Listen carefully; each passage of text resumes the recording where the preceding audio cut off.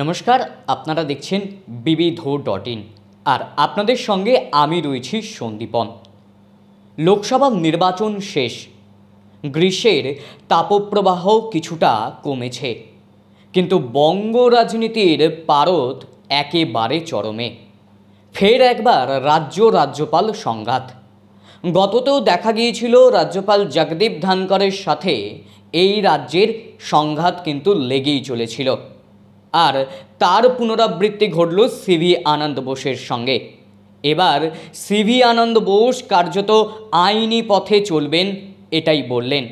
মমতা বন্দ্যোপাধ্যায় সহ তৃণমূল দলের বিরুদ্ধে মানহানির মামলা করবেন রাজ্যপাল সিভি আনন্দ বোস। এই সমস্ত প্রশ্নের উত্তর খুঁজতে আমরা চলে এসেছি বিশিষ্ট অভিনেতা অরিত্র দত্ত বণিকের কাছে। অরিত্রদা, প্রথমেই আপনাকে আমাদের চ্যানেলে স্বাগত। নমস্কার। এই যে গততেও দেখা গিয়েছিল যে রাজ্যের সঙ্গে রাজ্যপালের সংঘাত, আর তারই পুনরাবৃত্তি সিভি আনন্দ বোসের সঙ্গে। এই যে দুজন প্রার্থী যারা শপথ নেয়নি এখনো পর্যন্ত, যে শপথ নিয়ে জট এখনও কাটছে না, সেই শপথ রাজভবনে কেন হবে না সেই নিয়ে প্রশ্ন তুলছেন রাজ্যপাল। এদিকে মুখ্যমন্ত্রী বলছেন যে বিধানসভার ভিতরেই এই শপথ গ্রহণ করানো হবে। মহিলারা নাকি রাজভবনে যেতে ভয় পাচ্ছেন। এই বিষয়ে রাজ্যপাল মানহানির মামলা করবেন বলে সিদ্ধান্ত নিয়েছেন। দেখুন, আমাদের যে কোয়াসি ফেডারাল স্ট্রাকচার রয়েছে সেটা দীর্ঘদিন ধরেই স্টেটের আমাদের পশ্চিমবঙ্গের ক্ষেত্রে বেশ দুর্বল। এই নিয়ে বিখ্যাত বইও আছে, এগনি অফ ওয়েস্ট বেঙ্গল বলে 70-এর দশকে লেখা একটি বই। ঠিক না, ওটা একটা ডকুমেন্টেশন বলা চলে, যেখানে বলা হয়েছে যে শুধুমাত্র আজকে এই তৃণমূলের সাথে হচ্ছে তাই নয়, প্রথমে ব্রিটিশ আমলে, তারপরে কংগ্রেস আমলে, তারপরে লেফট, কিভাবে গ্র্যাজুয়ালি একটা ডিপ্রাইভড হয়ে যাচ্ছে বাংলা বিভিন্ন রকমভাবে। তার কারণ হচ্ছে ইউনিয়ন স্টেট রিলেশনশিপের অবনতি। এবার দেখুন, কেন্দ্র এবং রাজ্য এরা দুজনে মিলে একসাথে কাজ করবে এবং তাতেই তো আমাদের সোশ্যাল যে পলিটিক্যাল স্ট্রাকচার সেটা এগোবে। কিন্তু আমরা বিগত কয়েক দশক ধরে আমরা দেখতে পাচ্ছি যে কনস্ট্যান্ট ডিসরাপশান চলছে। আজকে ধরুন, কে শপথ নেবে, কোথায় নেবে, কোনো মানুষের যদি মনে হয় তিনি কোথাও যেতে স্বচ্ছন্দ নন, তাহলে তিনি সেটা বলতেই পারেন। এখানে সায়ন্তিকার জায়গায় যদি কোনো পুরুষও বলতেন তাতেও কোনো অসুবিধার কিছু নেই। প্রত্যেক মানুষের তার নিজস্ব ফ্রিডম অফ স্পিচ এবং এক্সপ্রেশন রয়েছে এবং এটা তার ফান্ডামেন্টাল রাইট। একজন জয়ী কাউন্সিলর বা এমএলএ বা এমপি তিনি যদি তার মনে হয় কোথাও যেতে তিনি ডিসকমফোর্ট হচ্ছেন এবং তার কাছে যদি সেটা সাংবিধানিক ক্ষমতা থাকে, তিনি সেটা আইনিভাবে যদি সেটাকে কাউন্টার করতে পারেন, তাহলে অবশ্যই সেটা করা উচিত। কিন্তু এখন এই যে মামলা মোকদ্দমা হবে, তারপরে ধরুন এদের ওথ টেকিং সেরিমনিটা হয়তো পিছিয়ে যাবে, বা কোথাও একটা ফান্ড ক্রাইসিস হবে, কোনো ল পাস হবে না, এই যে দীর্ঘদিন ধরে রাজ্যপালের কাছে যাচ্ছে, তারপরে সেখান থেকে আর প্রগ্রেস হচ্ছে না, অথবা রাজ্যপাল কোনো একটা ডিরেকশন দিচ্ছে, স্টেট সেটাকে ইগনোর করে যাচ্ছে, এই যে কনস্ট্যান্ট একটা জগাখিচুড়ি সিচুয়েশান, এটা আলটিমেটলি হচ্ছে কিন্তু শুধুমাত্র রাজনীতিবিদদের ইগো স্যাটিসফ্যাকশানের জন্যে। একদিকে রাজ্যপাল মহাশয় তার একটা নিজস্ব ইগো রয়েছে, অন্যদিকে আবার আমাদের মুখ্যমন্ত্রী এবং তার নেতৃত্বে যে রাজনৈতিক দল সেটা কিন্তু পলিটিক্যাল ইগো। এটা কিন্তু শুধুমাত্র সেলফ এস্টিম বা সেলফ রেসপেক্টের পক্ষ থেকে দেখলে হবে না, এখানে একটা ইগোর সমস্যাও রয়েছে, যে কে বড় বা কার কত ভূমিকা। এই যে একটা দাড়িপাল্লায় কনস্ট্যান্ট এই মাপঝোপের খেলাটা চলছে, এইটা খুবই ক্ষতিকারক হয়ে দাঁড়াচ্ছে আমাদের বাংলার সমাজের জন্য। এবং সেজন্যই বিভিন্ন প্রকল্প, বিভিন্ন লেজিসলেশন সেগুলো আসছে, সেগুলো এক্সিকিউট হচ্ছে না, কোনো ডিরেকশান আসছে সেটা ফলোড হচ্ছে না। এটা দীর্ঘদিন ধরে চলছে এবং এটা করতে যদি সত্যিই কেউ চায়, তাহলে সবার আগে নিজেদের পলিটিক্যাল ইগোগুলোকে ছেড়ে কিভাবে সবাই মিলে একসাথে, দেখুন রাজনীতিতে বিরোধী থাকবেই, রাজনীতিতে একদল শাসক হবে আর একদল বিরোধী হবে, কিন্তু বিরোধী মানে তো ডিসরাপশান করা নয়।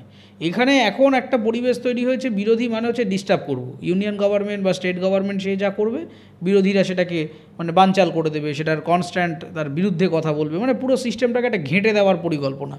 তো ঘেঁটে দিয়ে কোনো কিছুর অব্যবস্থা, বিশৃঙ্খলা তৈরি করাই তো শুধুমাত্র বিরোধীদের কাজ নয়। বিরোধীদের কাজ হচ্ছে সরকার যে মোটিভেশনে চলছে, সেই মোটিভেশন যদি কোনো কারণে সাধারণ মানুষের পরিপন্থী হয়ে যায়, সাধারণ মানুষের যে চিন্তাধারা তার সাথে যদি কন্ট্রাডিক্টরি হয়ে যায়, কিংবা তাদের যে সিভিল সোসাইটির যে সোজা ব্যাপার, একটা সরকার যদি ডিরেইলড হয়ে যায়, ডিট্র্যাক্ট হয়ে যায়, তাহলে তাকে আবার ব্যালেন্স করে ট্র্যাকে ফিরিয়ে আনা, এবং কোথাও এই যে কনস্টিটিউশনাল চেকস অ্যান্ড ব্যালেন্সটা কনস্ট্যান্টলি পার্লামেন্টে চলতে থাকে, তার কারণটাই হচ্ছে যে পক্ষে এবং বিপক্ষে বিভিন্ন অ্যাসপেক্ট থেকে, বিভিন্ন পার্সপেক্টিভ থেকে জাজ করে বিষয়টাকে একটা জায়গায় নিয়ে আসা। কিন্তু এখন যে পরিবেশটা তৈরি হয়েছে সেটা হচ্ছে প্রতিনিয়ত ডিস্টারবেন্স। একটা কিছু বিল টেবিল হলো, মানলাম না, বয়কট করে চলে গেলাম। পার্লামেন্টেও যদি দেখেন একই রকম, রাষ্ট্রপতির স্পিচ বয়কট করছে কে? আম আদমি পার্টি। আরে রাষ্ট্রপতির স্পিচ তো বয়কট করার কোনো দরকার নেই। মানে এটা কি মেসেজ যাচ্ছে? ডেমোক্রেসির ক্ষেত্রে প্রেসিডেন্টের স্পিচ বয়কট করছে। আচ্ছা, এই যে গ্রেফতারগুলো হয়েছে, তারপর তো সুপ্রিম কোর্টে আপনারা গিয়েছেন, আম আদমি পার্টির পক্ষ থেকে বারবার বেল অ্যাপ্লিকেশন দেওয়া হয়েছে, সেটা রিজেক্টেড হয়েছে, কিংবা সুপ্রিম কোর্ট বা দিল্লির বিভিন্ন কোর্ট তারা কখনো সিবিআইকে, কখনো ইডিকে কখন কার জুডিশিয়াল কাস্টাডিতে নেবে সেই ডিরেকশানগুলো দিয়েছে। তা সেই যে ডিরেকশানগুলো দিয়েছে সেগুলো কি ভুল ছিল বলে ওনারা মনে করছেন? যদি তাই মনে হয়ে থাকে তাহলে সুপ্রিম কোর্টের জাজমেন্ট বা ডিরেকশন বা অবজারভেশনগুলোকে চ্যালেঞ্জ করে তখন প্রেসিডেন্টকে জানাননি কেন? ফলে হঠাৎ করে এই যে একটা ভণ্ডামির পরিবেশ তৈরি হয়েছে, সবাই সবাইকে সংবিধান দেখাচ্ছে, এই করছে, এই জিনিসগুলো একটা রাজনৈতিক ড্রামা, একটা রাজনৈতিক ভণ্ডামি, সোজা ব্যাপার। তো সেটার আলটিমেটলি কোনো সলিউশন নেই। তার কারণ যারা এখন রাজনীতির মেন ময়দানে দাপিয়ে বেড়াচ্ছেন তাদের অ্যাকচুয়ালি সোশ্যাল প্রোগ্রেস করবার কোনো ইন্টেনশনই নেই বলে আমার মনে হয়। এরা সবাই নিজের ধান্দাটা দেখতে এসছেন, নিজের কতটুকু জায়গা করতে পারি, নিজের কতটা পপুলারিটি হবে, নিজের কতটা সম্পত্তি বাড়াতে পারবো, এই ইন্টেনশন নিয়ে যারা পলিটিক্সে আসছেন বা এসছেন এখন বেশিরভাগই মানুষ তাই। তো তাদের থেকে আর এর থেকে আমরা কি আশা করতে পারি? আরেকটি বিষয় নিয়েও বর্তমানে রাজ্য বেশ তোলপাড়, হকার উচ্ছেদ। এই যে হকার উচ্ছেদে দেখা যাচ্ছে বুলডোজার। আগে আমরা দেখেছি উত্তরপ্রদেশে যোগী আদিত্যনাথের সরকারে বুলডোজার নীতি আছে, এই রাজ্য সরকারও কি সেই নীতিতেই হাঁটছে? আপনি কি এই বুলডোজার নীতি যে সরকার বা যে রাজ্যই হোক না কেন তাকে সমর্থন করেন? দেখুন, কোনো অবস্থাতেই কারো রাইট টু লাইফ বা রাইট টু শেল্টার যদি ভায়োলেট হয় সেটাকে কোনো অবস্থাতেই আমি সমর্থন করি না। প্রথম কথা হচ্ছে, আজকে বুলডোজার নিয়ে এদেরকে ভাঙচুর করায় উঠে পড়ে লাগলেন। এটা তো ম্যাজিকের মতো এখানে এসে বসেনি যে হঠাৎ একদিন ঘুম থেকে উঠে দেখলাম 100 পরিবার চলে এলো। দেখুন, যে কোনো প্রবলেম, সমাজে তো প্রবলেমহীন সোসাইটি হয় না, প্রবলেম থাকবেই, কিন্তু প্রবলেমটার রুট কজ অ্যানালাইজ করতে হবে। এই যে মানুষগুলোকে আমরা বলছি যে উদ্বাস্তু বলছি বা রিফিউজি বা হকার্স, ফুটপাতে থাকে, ত্রিপলটা নিয়ে শোয়। আচ্ছা বলুন তো, একটা লোকের কাছে যদি পয়সা থাকে, সে যদি করে কমে খেতে পারে, তার যদি মানে একটা পাকা বাড়িতে থাকার মতো সামর্থ্য থাকে, তাহলে এদের কি মাথা খারাপ? এরা কি গিয়ে ওই নোংরা আবর্জনা রাস্তায় গিয়ে শুচ্ছে কি? মানে তারা কি উন্মাদ? নিশ্চয়ই নয়। তার মানেটা হচ্ছে যে এই মানুষগুলো হচ্ছে সেই ইকোনমিক্যালি ব্যাকওয়ার্ড ক্লাসের লোক যারা মিনিমাম তার যে একটা পাকা বাড়ি, একটা চাকরি, একটা শিক্ষা, একটা সুস্বাস্থ্য, এই জিনিসগুলো অ্যাভেল করতে পারছে না। এবার অ্যাভেল করতে পারছে না, তার দায়টা কার? সব যে গরিব তার দায়, যে তুমি গরিব হয়ে জন্মেছো তোমার দায়বদ্ধতা। তাহলে গরিবকে আমি ইকোনমিক্যালি ওপরে তুলে আনতে পারছি না কেন? আমার পলিসি লেভেলে প্রবলেম আছে। তাহলে একটা এই যে উদ্বাস্তু সমস্যা সমাধান করবার জন্য সিটিজেনশিপ অ্যামেন্ডমেন্ট অ্যাক্ট নিয়ে কথা বলা হচ্ছিল, সেইটার মধ্যে কেবলমাত্র ধর্ম করে লাফালো, তার পক্ষে বিপক্ষে আর কোনো দিক নিয়ে আলোচনা হলো না, এবং জিনিসটা আর এক্সিকিউটিভ হলো না, মাঝখানে থমকে রইল। এবার ঘটনাটা হচ্ছে যে এই যে উদ্বাস্তুরা কোথা থেকে আসছে, কেন আশপাশের বিভিন্ন রাজ্য থেকে কলকাতামুখী একটা বড় অঙ্কের পরিব্রাজন হচ্ছে। এবার দেখুন এদের পলিসি লেভেলে কত ভুল আছে। এরা বলছে হকারকে আমরা অন্য জায়গায় রিলোকেট করে দিচ্ছি। একটা রিয়েলিস্টিক সলিউশন বুঝুন। প্রথম কথাটা হচ্ছে যে যারা হকার বা পেভমেন্ট ট্রেডার তারা কি করে, একটা ধরুন বড় মল আছে, আপনি হাতিবাগানে যাবেন, যে হাতিবাগানে এত কথা বলছে, তো হাতিবাগানে এই সংখ্যাটা কেন বাড়ছে? ধরুন ওখানে একের পর এক বড় বড় শপিং মল হচ্ছে, বাজার কলকাতা হচ্ছে, রিলায়েন্স ট্রেন্ডস আরও কী সব হচ্ছে। এবার সবসময় দেখবেন সোশ্যাল স্ট্রাকচারটা হচ্ছে এরকম যে একটা বড় মলের সামনে একটা ছোট দোকানদার বসে। তার কারণ হচ্ছে যে প্রথমত মার্কেটে ফুটফলটা ওখানে বেশি হয়। আপনি আরসালান আমিনিয়ার সামনে চলে যান, দেখবেন বিরাট বড় দোকানের সামনে একটা ছোট্ট কোল্ড ড্রিঙ্কের দোকান, একটা পানের দোকান। পার্মানেন্ট ডুয়েলার্স নয়, কিন্তু ওরা হকারি করছে। তাহলে কোল্ড ড্রিঙ্কের দোকানদার ওখানে কেন ব্যবসাটা করছে? তার কারণ হচ্ছে যে এটাই এক্সপেক্টেড যে একটা লোক বিরিয়ানি খেয়ে এসে তারপরে ওর থেকে কোল্ড ড্রিঙ্কটা কিনবে। সেই কারণেই দেখবেন যে কোনো জায়গাতে যারা হকার বসে, এই যে হাতিবাগান নিয়ে এত কথা বলছেন, হাতিবাগানের লোকগুলোকে রিলোকেট করবার জন্য সম্ভবত গ্রেস স্ট্রিট ওই খালের পাশে ওখানে জায়গা করা আছে। আপনি রুবির হাসপাতালের সামনে ওই উল্টো রাস্তাটা দিয়ে বাইপাস দিয়ে যাবেন, দেখবেন ছোটো ছোটো স্টল করা আছে। কিন্তু গভর্নমেন্ট বলছে যে তোমরা আসো না, তোমরা ওইখানেই বসে থাকো, জবরদখল করে তোমাদের সরিয়ে দেবো। আরে কেন বসে থাকে? তার কারণটা হচ্ছে হাতিবাগানে হকারগুলো ওখানে থাকার ফলে যে ব্যবসাটা ওরা করতে পারে সারাদিনে, আপনি যেই মুহূর্তে ওদেরকে গ্রে স্ট্রিটে এনে রিলোকেট করে দেবেন, ওইখানে তো মানুষ যাবে না। কারণ বড় মলে যাবে, সেখান থেকে কম্পেয়ার করে দেখবে আচ্ছা ওখানে 400 টাকা, দেখি তোমার কাছে কত, ধরো বললো যে 320 টাকা, বলে এই তো আমার কাছে কস্ট এফেক্টিভ হচ্ছে, তাহলে আমি এখান থেকে কিনবো। অথবা ওখান থেকে একটা জিনিস কিনে তার অ্যালায়েড কিছু প্রোডাক্ট বা সাবসিডাইজড কিছু প্রোডাক্ট সেটা ওখান থেকে আমি কিনছি। ফলে এই যে মার্কেটের যে প্যারাডাইম বা মার্কেটের যে প্রোগ্রামিং, সেটা তো সরকারকে বুঝতে হবে। ফলে আমাকে যদি হকারকে রিলোকেট করতে হয়, তাহলে আমাকে মার্কেটটাকেও রিডিরেকশন করতে হবে, যাতে আমার কাস্টমাররা সেই দিকে যায়। আমি হকারকে তুলে বসিয়ে দিলাম, হাতিবাগানে থাকলে তার সারাদিনে হয়তো 200 টাকার বিক্রি হতো, ওখানে গিয়ে তো 50 টাকারও বিক্রি হবে না, তো না খেয়ে মরবে, কী করে সে চলবে? ফলে ঘটনাটা হচ্ছে যে এইখানে যারা পলিসি মেকিংয়ে বসে আছেন, এদের কোনো রিয়েলিস্টিক ভিশন নেই। এরা রুট কজটা আইডেন্টিফাই করতে পারেন না, যেটা আমি বারবারই বলেছি। উদ্বাস্তু সমস্যা আজকের নয়, দীর্ঘ অন্তত 50 দশক ধরে বা তারও বেশি সময় ধরে বাংলা এই সমস্যা হয়ে আসছে, স্বাধীনতার আমল থেকেই এটা হয়ে আসছে। তো এই উদ্বাস্তু সমস্যার সমাধান করতে গেলে বর্ডার লাইন সুরক্ষিত করা দরকার। এই যে যাদেরকে আপনারা বাইরের লোক বলছেন, মোস্টলি উনি টার্গেট করছেন এই বাংলাদেশ থেকে যে পরিব্রাজন হচ্ছে কেন? বর্ডার দিয়ে ঢুকছে, আপনি বিজেপিকে দোষ দিয়ে দিলেন। তারপরে বেহিসাবি আধার কার্ড, ভোটার কার্ড এগুলো কারা ইস্যু করছে? আপনি উত্তর এবং দক্ষিণ 24 পরগনা বরাবর যদি জেলায় চলে যান, দেখবেন কত জায়গায় এই পরিব্রাজনের সংখ্যাটা বহু, এবং কি পরিমাণে বেআইনি Aadhaar card, voter card, ration card ইত্যাদি ইস্যু হচ্ছে। তার মানেটা কি? আপনি ভোট ব্যাংক বাড়ানোর জন্য সেগুলোকে ব্যবহার করে নিচ্ছেন, তারপরে আবার 180 গান গাইছেন। এটা তো হতে পারে না। আইদার আপনাকে অপোজ করতে হবে, সম্পূর্ণভাবে অপোজ করতে হবে যে আমি এটা অ্যালাউ করব না, কোনো অবস্থাতেই অ্যালাউ করবো না। তুমি যখন বসছো তখন থেকেই তোমাকে আমি নিষেধ করবো যে এখানে বসা যাবে না, বা বসলে পেনালাইজ করা হবে। একটা লোক বসে পড়ছে, 2 বছর ধরে ব্যবসা করছে, পরিবার পরিজন নিয়ে ওখানে বসে পড়ছে, তারপরে তার নতুন জেনারেশন চলে আসছে, হঠাৎ করে আপনি একদিন লাঠিসোঁটা নিয়ে বেরিয়ে পড়ছেন। এটা তো হতে পারে না। এই রকমভাবে এই তুগলকি চিন্তাভাবনা দিয়ে একটা সুস্থ সবল সোসাইটিকে গভর্ন করা যায় না। সেই জন্য এটা একটা সোশ্যাল আনরেস্ট তৈরি হচ্ছে। অনেক হকার বলছে যে এই যে স্থানীয় তৃণমূল নেতৃত্বই নাকি তাকে বসতে দিয়েছে, বা খোদ মুখ্যমন্ত্রীর মুখে শোনা যাচ্ছে যে সুজিত বসু তিনি দায়িত্ব নিয়ে কম্পিটিশান করে হকার বসাচ্ছেন।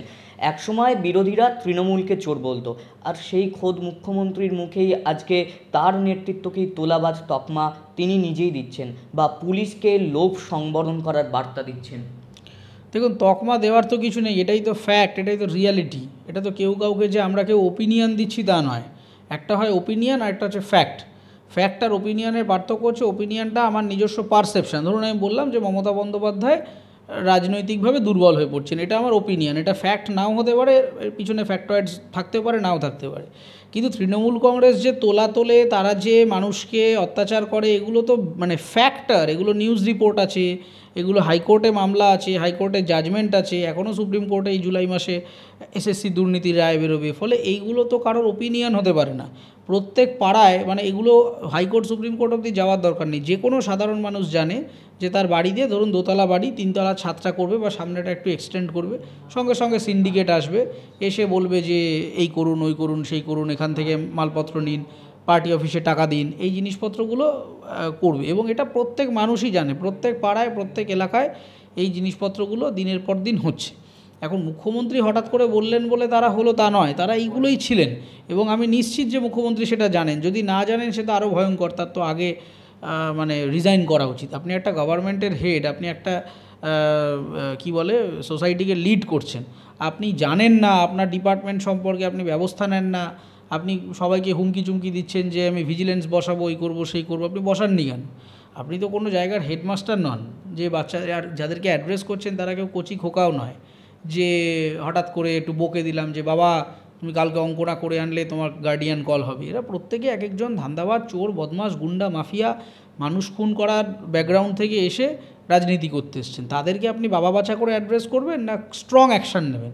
এত কথা যে বললেন, এই অ্যাড্রেস তো হয়ে গেছে অন্তত 7 দিন আগে। তারপর কি ব্যবস্থা নিয়েছে?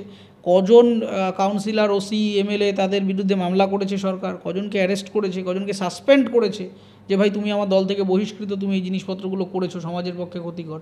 সেই সৎসাহসটা নেই। শুধুমাত্র মিডিয়া গিমিকের জন্য মাঝে মধ্যে এসে একটু আওয়াজ দেবে, তা তো হতে পারে না। না, সেই জন্য এগুলো এক্সপেক্টেড না। এগুলো আমি বলি এগুলো অ্যাডমিনিস্ট্রেটিভ মিটিংয়ের নামে, আপনারা বলেন অ্যাডমিনিস্ট্রেটিভ মিটিং, কিন্তু ওটা আসলে আমার কাছে বনভোজন। ওই বছরে একবার করে হয়, একটা পিকনিক টাইপের, সব অফিসারদের ডেকে তারপরে একটা জিনিস করে আর কি, বাট নেটফল 0। বিরোধীদের অভিযোগ যে উচ্ছেদের নামে এটা অত্যাচার চলছে। হ্যাঁ, সে তো বটেই। Right two shelter, right to life তো ভায়োলেট হচ্ছে। Bombay municipal corporation Olga টেলিস versus Bombay municipal কর্পোরেশনের একটা মামলা ছিল 1985-এ। তারপর মাদুরাইতেও বিভিন্ন মামলা হয়েছে। সেখানে পরিষ্কার সুপ্রিম কোর্ট বলেছে উইথ প্রায়ার নোটিস আপনি কাউকে এরকম দুমদাম সরিয়ে ফেলতে পারেন না, এবং এখানে এস্টোপেলের ফর্মুলা কাজ করে না। দ্বিতীয় কথা হচ্ছে যে আপনি যাদেরকে ট্রেসপাসাস বলছেন, একটা পাবলিক এরিয়াতে আপনি কাউকে ট্রেসপাসাস বলে অ্যাড্রেস করতে পারেন না। এগুলো একের পর এক জাজমেন্ট রয়েছে, এবং জাজমেন্ট অবধি যেতে হবে না। আপনার এই রুল কলকাতা কর্পোরেশনই রয়েছে, যে 1/3 রুল, ইয়েলো লাইন পলিসি 2018 সালে ওয়েস্ট বেঙ্গল হকার্সদের একটা রুলস অ্যান্ড রেগুলেশন ফ্রেমওয়ার্ক তৈরি করা হয়েছিল, সেগুলো ফলোড হয়নি কেন?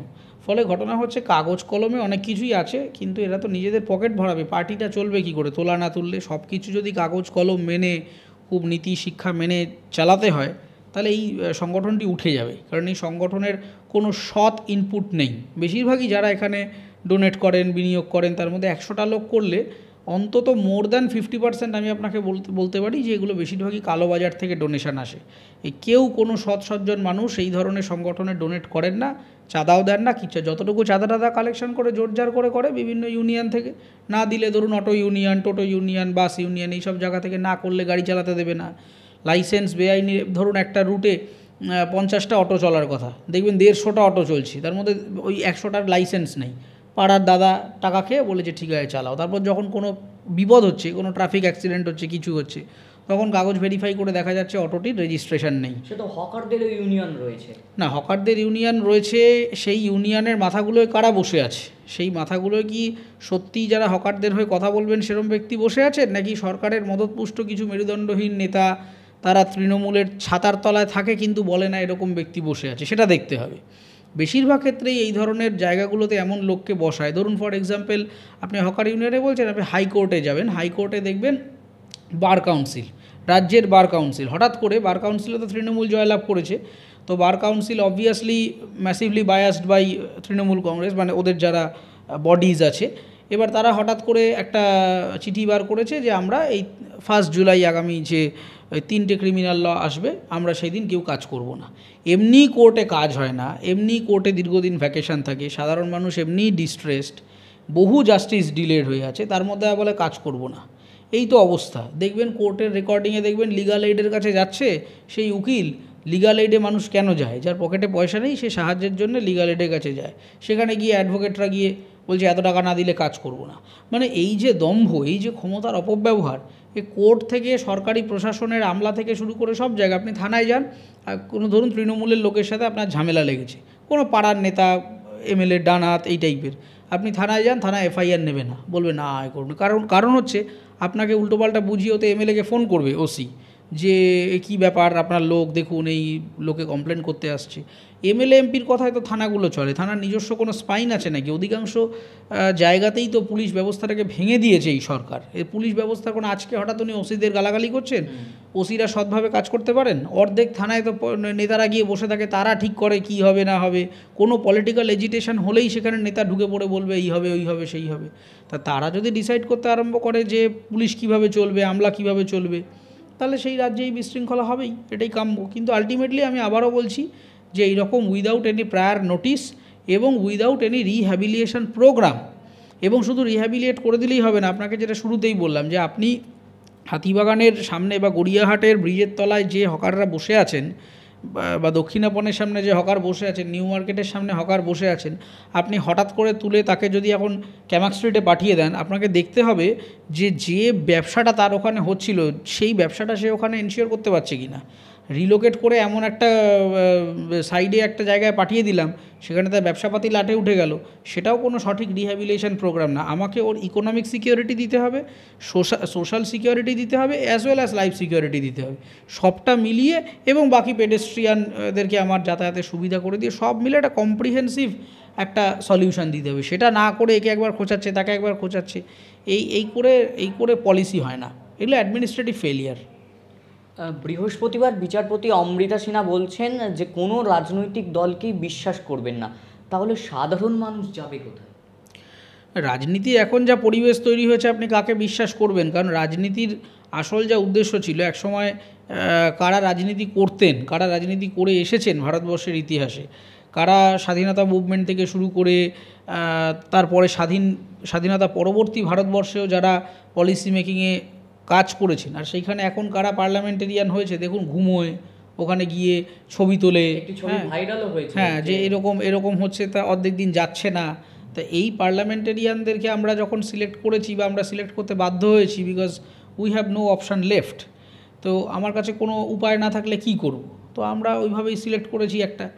এবার ঘটনা হচ্ছে যে বিচারপতি তো ঠিকই বলছেন যে রাজনৈতিক দলকে আপনি ভরসা করবেন কি করে, কে আপনাকে সঠিক কথাটা বলছে, সব দলই তো ঘুরিয়ে ফিরিয়ে নিজেরটা গুছিয়ে নিয়ে বাড়ি চলে যাচ্ছে, আর সাধারণ মানুষ ডিস্ট্রেসড হচ্ছে। ফলে মানুষকে এবার সচেতনভাবে তার সিদ্ধান্ত নিতে হবে, এমনকি দৈনন্দিন জীবনেও। সে আপনি বাজার করতে যান, অথবা আপনি অফিসে চাকরি করতে যান, কোনো পরীক্ষা দিতে যান, চোখ কান খোলা রেখে, কাউকে অন্ধ ভক্তের মতো বিশ্বাস করে যে হ্যাঁ ও যা বলছে ওই ঠিক, ওই নেতা যা বলছে তাই ঠিক, ওই গল্প হবে না। ওটা এক সময় ছিল যে নেতা খুব জ্ঞানী, প্রজ্ঞা, ভিশনারি লিডারশিপ যেটা আমরা বলতাম, যে তিনি দূরদর্শী সম্পন্ন ব্যক্তি, একটা কিছু বলেন 5 বছর বাদে আমরা সেটা বুঝতে পারি, হ্যাঁ ঠিকই বলেছিলেন সেই সময়। এখন সেরকম আছে? আমাদের মুখ্যমন্ত্রীকে আপনি জিজ্ঞাসা করুন না যে 20 বছর বাদে বাংলাকে আপনি কোন জায়গায় দেখতে চান, বলতে পারবে না কোনো কোয়ান্টিটেটিভ মেজারমেন্টে যে আমি এই বেঞ্চমার্কটা অ্যাচিভ করব, এইটা অ্যাচিভ করব, সেইটা অ্যাচিভ করব। না শাসক না বিরোধী, উভয় দিকেই একটা অশিক্ষা এবং অযোগ্য ব্যক্তিদের একটা প্রচণ্ড ভিড়। তো সেইখানে আপনি কেন বিশ্বাস করবেন? তার থেকে আপনি নিজে সচেতন হন, নিজে সমস্ত কিছু ভেরিফাই করে তারপরে আপনার যে অ্যাকশান আছে সেইটা নিন। আপনিও একজন যুব সমাজের একটা মুখ, আমরাও যুব সমাজ, তো সেক্ষেত্রে দাঁড়িয়ে বাংলার মুখ্যমন্ত্রী বারংবার বলেন যে আমরা যুব সমাজের পাশে আছি, কিন্তু তাহলে এত যুবক রাস্তার উপর বসে বসে এত দিন কাটাচ্ছে কেন? এবং ভাস্কর ঘোষ, সংগ্রামী যৌথ মঞ্চের, যিনি তাদের ন্যায্য অধিকার পাওয়ার জন্য বসে আছেন, বাংলার পুলিশ তাদেরকে গ্রেপ্তার করছে। না, এই পাশে আছি সাথে আছি এই গল্পগুলো হচ্ছে শুধুমাত্র স্ক্রিপ্টেড ডায়ালগ, এগুলোর কোনো বাস্তব অ্যাপ্লিকেশান নেই। এটা একটা চিত্রনাট্য বলতে চাই। হ্যাঁ, এগুলো হচ্ছে রাজনৈতিক কৌশল বা ভোট কৌশল, কিংবা মানুষকে বলতে হয় বলে ওই রাজনীতির ভাষায় এগুলোকে বলে অপটিক্স ম্যানেজমেন্ট। এর বাইরে কিছু নেই। যুব সমাজদের কথা উনি যদি ভাবতেন, হঠাৎ এখন বাঙালি জাতীয়তাবাদের সুরসুরি দিচ্ছে, তো আপনি ওনাকে জিজ্ঞাসা করুন তো 8 থেকে 10 হাজার বাংলা ভাষার প্রাইমারি সেকেন্ডারি স্কুল বন্ধ হলো কেন? আমাকে যদি কোনো ভাষাকে, এই যে রিজার্ভেশনের কথা বলছে, বাংলায় বাঙালির জাগরণ, এই তো বলছেন, তা বাংলা ভাষাটাই তো এখন এক্সটিংক্ট হয়ে যাওয়ার জোগাড় হয়েছে। আচ্ছা, এই রুলটা করেননি কেন যে সরকারি সমস্ত ডকুমেন্ট প্রায়োরিটি বেসিসে বাংলায় আগে ছাপা হবে? এখনও তো কলোনিয়াল হ্যাংওভারে ইংরেজিতেই বেশিরভাগ কমিউনিকেশন হয় সমস্ত দপ্তরে, কেন হয় না? বাংলাদেশে তো বাংলাদেশ থেকে আপনি জয় বাংলা স্লোগানটা ঝাড়লেন, অথচ তাদের থেকে বাঙালি জাতীয়তাবাদটা তো নিতে পারলেন না, যে কীভাবে বাংলা ভাষাকে সুরক্ষা দেওয়ার জন্যে তারা কিবোর্ড, এই যে ডিজিটাল, এই যে আজকে যা আমরা টাইপ করি কিবোর্ড, যে সমস্ত অভ্র থেকে শুরু করে এই জিনিসগুলো কোথা থেকে এসছে? এই যাবতীয় যে রেভলিউশন অফ বাংলা ল্যাঙ্গুয়েজ, সেটা তো বেশিরভাগই আমরা সাম্প্রতিককালে যা দেখছি বেশিরভাগই বাংলাদেশ থেকে আসছে। আমরাও তো একটা এক ধরনের বাংলারই, অখণ্ড বাংলার পরবর্তী, আমরা যদি ভেঙে দেওয়ার পরেও বলি আমরাও তো একটা বাংলার অংশ। তাহলে বাংলা ভাষাটা তো আমাদেরও ভাষা, ঢাকার মানুষেরও ভাষা, বরিশালের মানুষেরও ভাষা, আমারও তো ভাষা। তাহলে ওরা যদি করতে পারে আমি কেন পারছি না? ও তো একটা দেশ, ও যদি করতে পারে, আমিও তো একটা রাজ্য, আমারও তো করা উচিত। আমার তো আরও সুবিধে যে আমার কাছে কনসেন্ট্রেটেড জনসংখ্যা রয়েছে, আমার সেলফ গভর্নেন্স রয়েছে, এত বড় ভূগোল রয়েছে, এত মানুষ রয়েছে, এত ক্ষমতা রয়েছে, এত অর্থ রয়েছে, কেন পারি না? করতে চান না বলে পারেন না। বাংলা ভাষাকে সুরক্ষিত করবার জন্যে বাংলা থিয়েটার, বাংলা গান, বাংলা সাহিত্যের পাবলিকেশন, সব বাজারগুলো নিম্নমুখী কেন? কোনটা আছে? ভালো থিয়েটারে বাজার আছে, এখানে থিয়েটার করে ফুল ফ্লেজের একটা মানুষ জীবিকা নির্বাহ করতে পারবেন, তার যেমনভাবে চান তিনি। বোম্বেতে তো পারেন, দিল্লিতে তো পারেন, বিদেশের কথা ছেড়ে দিন, ভারতবর্ষের বহু উন্নত দেশে মানুষ থিয়েটার করে বাড়ি গাড়ি করে ফেলেছেন, আর এখানে থিয়েটার করে তার সপ্তাহান্তে তার হাড়ি চড়বে কি না সেইটাই অধিকাংশ থিয়েটার কর্মীরা জানে না। অধিকাংশ লেখক, চিত্রশিল্পী, ভাস্কর্য শিল্পী, তারা কীভাবে জীবনযাপন করেন? আমাদের অধিকাংশ বাংলার বাইরে চলে যাচ্ছেন। ভালো লেখক, ভালো শিল্পী, ভালো ব্যবসায়ী, তারা কেউ থাকতে চাইছেন না। এটা তো একটা শিল্পের ক্ষতি তো হয়ে গেছে যা হওয়ার, আর তো নতুন করে কিছু করছেন না, ওনার তো করার কোনো উদ্দেশ্যই নেই। ওই হলো না তো, কি সামিট টামিট করে সেসব তো হলো না, আর হবেও না। কারণ কতবার আপনি মিথ্যে কথা বলবেন? ন্যাড়া বেলতলায় তো একবারই যায়। আপনি যাদেরকে ডেকে এনেছেন সেই লোকগুলোই পরে আবার পশ্চিমে ফিরে গিয়ে বলেছে যে পাগল নাকি, ওইখানে কলকাতায় কেউ বিক্রি করে, কোনো ইনভেস্ট করে, তো এগুলো নিজেরা বলছে। ইন্টারভিউ পাবেন, আমি নাম করতে চাই না যেহেতু বড় সংস্থার লোক, তারা করবেই না। তারা এমনি সৌজন্য সাক্ষাতের জন্য আসে, এখানে এসে একটা অনুষ্ঠান করে চলে যায়।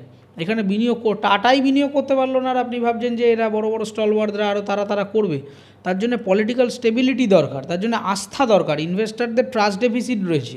কারণ স্টার্ট আপই তো হচ্ছে না। আমি একটা 100 কোটি টাকার ব্যবসা নিয়ে আসবো বা 1000 কোটি টাকার ব্যবসা নিয়ে আসবো, কী করে করব? যে লোকটা 1 লক্ষ টাকা দিয়ে একটা চায়ের দোকান খুলবে বলে ভাবছে, সেই তো মানে স্টেবল নয়, না তার বাজার তৈরি হচ্ছে, না 1 লাখ টাকার ব্যবসা তৈরি করতে যাচ্ছি 10 লাখ টাকা ঘুষ চেয়ে বসছে, এই দাও ওই দাও সেই দাও, পার্টি করো এই করো সেই করো। তা ব্যবসা করার মানসিকতা আছে নাকি এদের দেখুন, ইন্ডাস্ট্রি করতে গেলে ইন্ডাস্ট্রিয়াল মাইন্ডসেট দরকার, ইনোভেটিভ মাইন্ডসেট দরকার। আজকে জাপান, সিঙ্গাপুর, তারাও তো মানে কোথায় চলে গেছে, তাদেরও কত রকমের সোশ্যাল প্রবলেম ছিল, কিভাবে তারা এগোচ্ছে, আমরা কেন পারছি না, সেটা তো অ্যানালাইজ করতে হবে। অ্যানালিসিসটা হচ্ছে এটাই যে এদের ইচ্ছে নেই, এদের চেষ্টা নেই, এটা শুধুমাত্র নিজেরটা বলতে ব্যস্ত। আর ভোট আসার আগে ভালো করে চিত্রনাট্য লেখে কি বলতে হবে, কোনটা বললে মানুষ খুব খাবে, সোজা ব্যাপার, মানুষ খুব ভাববে দেখেছেন কী বলেছে, মানে ইনসাইটিং কথাবার্তা আর কি। তো সেই ওই রকম কথাবার্তা বলে দিয়ে বাড়ি চলে যাবে, লাভের লাভ কিচ্ছু হবে না, সব জিরো নেট ফল। অভিনেতাদের কি রাজনীতিতে আসা খুব প্রয়োজন? অভিনয়ের যা বাজার তৈরি করেছে, অভিনয় থেকে তো রোজগার হচ্ছে না, সেই জন্যই তো নেতাদের শরণাপন্ন হচ্ছে অভিনেতারা। আমাদের এখানে যে ফিল্মের বা টেলিভিশনের যা বাজার তৈরি হয়েছে, গোটা মার্কেট অ্যানালিসিস করলে দেখবেন যে মেজর রেভিনিউটা টানছে টেলিভিশন। ফিল্মের অবস্থা কি, সিঙ্গেল স্ক্রিনগুলো চলে গেছে, সমস্ত স্টাররা পলিটিক্সে নেমে পড়েছেন, কারণ এখান থেকে রোজগার বেশি হচ্ছে, ফিল্ম থেকে হচ্ছে না। আজকে অনেক বড় বড় সেলিব্রিটি তারা সব 5-6 কোটি টাকার বাড়িতে থাকেন, ফিল্ম করে করতে পারেননি। দেখুন রাজনীতিতে আসার পরে এই বাড়িগুলো হয়েছে, তার আগে এত দামি গাড়ি এত দামি বাড়ি তাদের ছিল না। এই বড় বড় অনেক স্টাররা আছেন, তারা এসছেন রাজনীতিতে, খুব ভালো কথা। তাদের আজকের লাইফস্টাইল ভার্সেস ফিল্মে তারা যখন সুপার লেভেলে ছিলেন, দুটো কম্পেয়ার করুন, বুঝতে পারবেন যে কেন রাজনীতিতে আসে। আর কারণটাই হচ্ছে যে রাজনীতি হতে একটা মানে প্রফেশন হয়ে গেছে এখন, এখান থেকে বেশি রোজগার করা যায় ক্ষমতার অপব্যবহার করে। সেই কারণে মানে অ্যাবিউজ অফ পাওয়ার, সেই জন্যে তারা এই নেতাদের শরণাপন্ন হচ্ছে। অভিনেতাদের অভিনয় করে যদি ভালো মানে নাম যশ খ্যাতি ইত্যাদি হতো, তাহলে তারা এটা করতো না। দেখুন অভিনয় করতে করতে রাজনীতিতে আসা যায় না তা নয়, নিশ্চয়ই আসা যায়। দক্ষিণ ভারতে হচ্ছে, শুধু মানে অভিনেতা কেন, চিকিৎসক, পরিবেশ বিজ্ঞানী, ভূগোলবিদ, ঐতিহাসিক সবাই আসতে পারেন এবং আসা উচিত। সমস্ত জায়গার শিক্ষিত এফিশিয়েন্ট লোকেরা রাজনীতিতে আসবেন, পৃথিবীর উন্নত দেশে তাই হয়। কিন্তু এখানে ব্যাপারটা অন্য হয়ে গেছে। এখানে ওরা আইদার কম্পালশন থেকে আসছে, অথবা ওদের ওখানে খুব একটা খাপ খেলতে পারছে না বলে এখানে আসছে। এদের নিজস্ব যে করবার তাগিদে অনেক সেলিব্রিটি ফেস এসেছিলো, মিমি, নুসরাত, কী হলো, কী কন্ট্রিবিউট করলেন তারা, কতটুকু করলেন পলিসি লেভেলে, করলেন না। তাও নুসরাত টু সাম এক্সটেন্ট করেছেন, বাকিদের তো কোনো, এই যে দেব, ঘাটাল মাস্টার প্ল্যান নিয়ে 3টে সেশন কাটিয়ে দিলেন, কত মানে করছেন না, খালি বলছেন সেন্ট্রাল এই করে না ওই করে না। আপনি পিটিশন করেছেন সুপ্রিম কোর্টে, আপনারা তো এমপি হিসেবে আপনি প্রাইম মিনিস্টারকে চিঠি দিয়েছেন, আপনি স্পিকারকে চিঠি দিয়েছেন, আপনি কি অ্যাকশান নিয়েছেন? ভোট এলেই খালি বলে কেন্দ্র সহযোগিতা করে না, এই করে না সেই করে না। একটা প্রজেক্ট হচ্ছে ভাবুন না, 5-10 বছর হয়ে গেল, আবার একটা 5th টার্মে উনি জয়ী হলেন। মানুষকে সেই ভুল বুঝিয়ে যাচ্ছে, মরীচিকার পেছনে ছুটছে। তো অভিনেতারা এখন যারা রাজনীতিতে আসছেন, বেশিরভাগই আসছেন রোজগার করবার জন্যে, পলিসি লেভেলে কন্ট্রিবিউট করবার জন্য নয়। কেন্দ্রে নিট, রাজ্যে টেট এবং এসএসসি পিএসসিতেও দুর্নীতি, এই যে শিক্ষা ব্যবস্থায় এত বড় দুর্নীতি হচ্ছে, কোথাও গিয়ে কি মনে হয় না যে যুব সমাজের ভবিষ্যতে একটা প্রশ্নচিহ্ন দাঁড়াচ্ছে? দাঁড়িয়ে গেছেই তো। ম্যাসিভ আনএমপ্লয়মেন্ট সারা দেশে, নতুন স্কিল ডেভেলপমেন্ট হচ্ছে না, ইকোনমিক ইনইকুয়ালিটি চরমে পৌঁছচ্ছে, এবং যেভাবে প্রযুক্তির চাপ সব দিক থেকে বাড়ছে, সেই পরিমাণে আমাদের এখানে স্কিল এনহ্যান্সমেন্ট প্রোগ্রামগুলো হচ্ছে না। এগুলো সবই বাস্তব। ওই যে একই কথা, মানে এসএসসি বলুন বা নিট বলুন, বা সেন্টারে যারা আছেন বা রাজ্যে যারা আছেন, ঘুরিয়ে ফিরিয়ে সবাই তো নিজেরটা দেখছেন। তারা তো মানে সব জায়গায় ধরুন এসএসসি কন্ডাক্ট করছে, তারা অটোনোমাস বডি, তারা নিজেদের মতো করে কাজকর্ম করতে পারে, করবে না, ওখানে নেতা ঢুকে কথা বলবে। বা এনটিএ কারা আছেন, প্রাক্তন ইউপিএসসি চেয়ারম্যানরা রয়েছেন, তারা তো highly qualified educated executive leader. তারা যদি এখন নেতাদের কথায় চলতে থাকেন সমস্ত জায়গায়, সোজা ব্যাপারটা হচ্ছে in one line, political intervention executive বডিতে কনস্ট্যান্টলি হয়ে চলেছে, এবং তার জন্যে এক্সিকিউটিভ, জুডিশিয়ারি এবং পলিটিক্যাল মানে লেজিসলেশন, এই তিনটের মধ্যে যে পার্থক্য ছিল সেই পার্থক্যটা নেই। লেজিসলেশন সব বিষয়ে কথা বলছে, একজন পলিটিশিয়ান সে এক্সিকিউটিভ মানে আইপিএসকেও ডিরেকশন দিচ্ছে, আইএএসকেও ডিরেকশন দিচ্ছে, নেতাদের ডিরেকশন দিচ্ছেই, অলসো তিনি এখন জুডিশিয়ারিতেও কথা বলতে আরম্ভ করছে।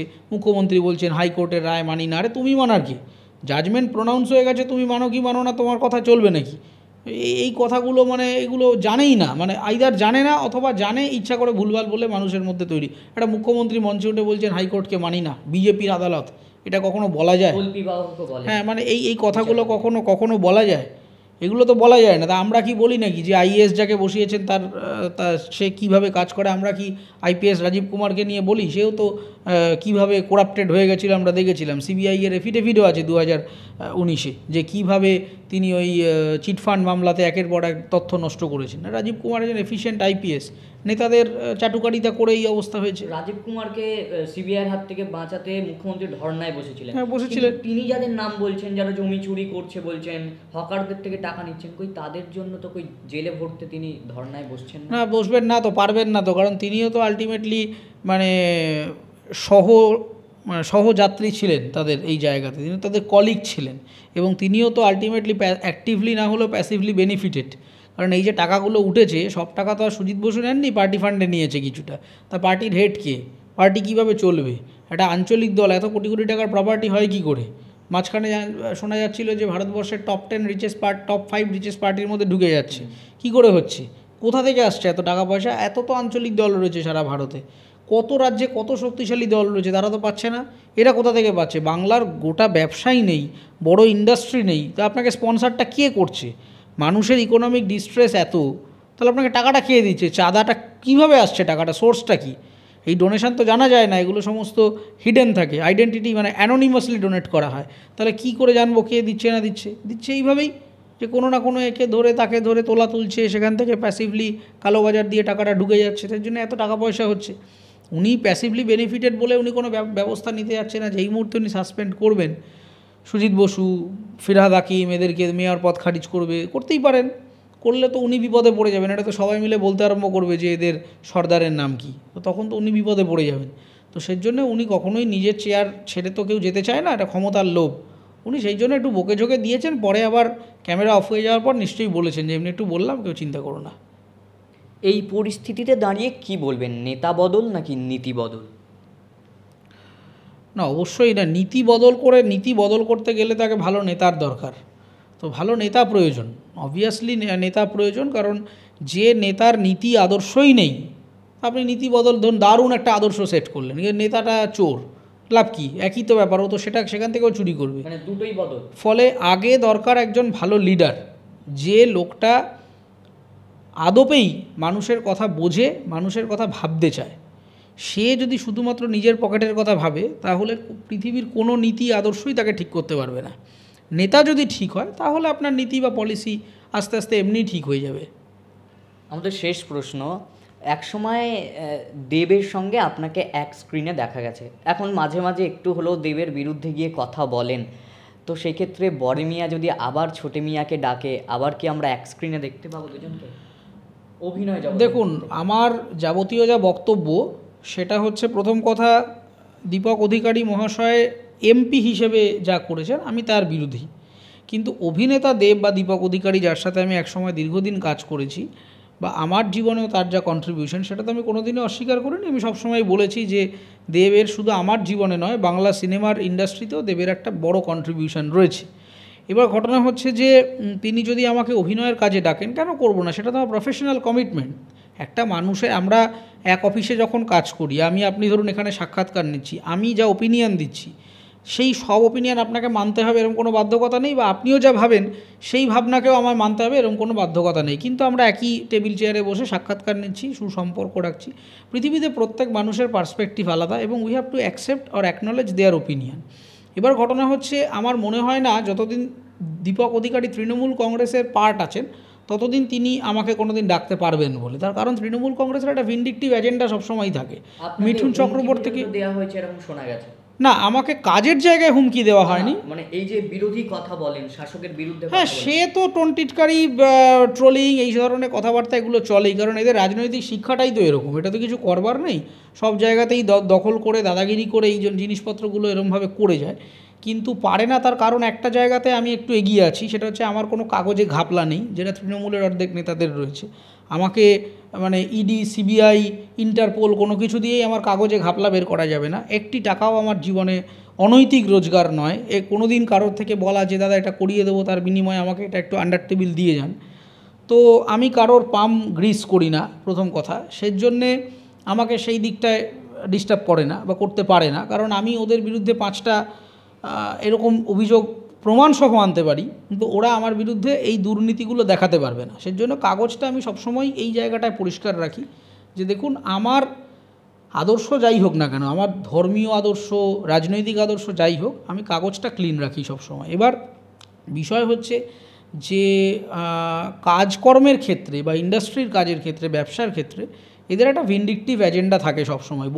আমি তো ছেড়ে দিন, আমার তো অন্যান্য ব্যবসা প্রফেশন রয়েছে, আমার অতটাও ম্যাটার নয়, কিন্তু যারা ফুল টাইম অভিনেতা এবং যারা অন্য দল করেন, ধরুন সিপিএমের সাথে জড়িত কি বিজেপির সাথে জড়িত, তাদের অডিশন লেভেলেই ডাকে না এবং বলে দেওয়া থাকে যে না, পলিটিক্যাল পার্সনদের আমরা নেব না।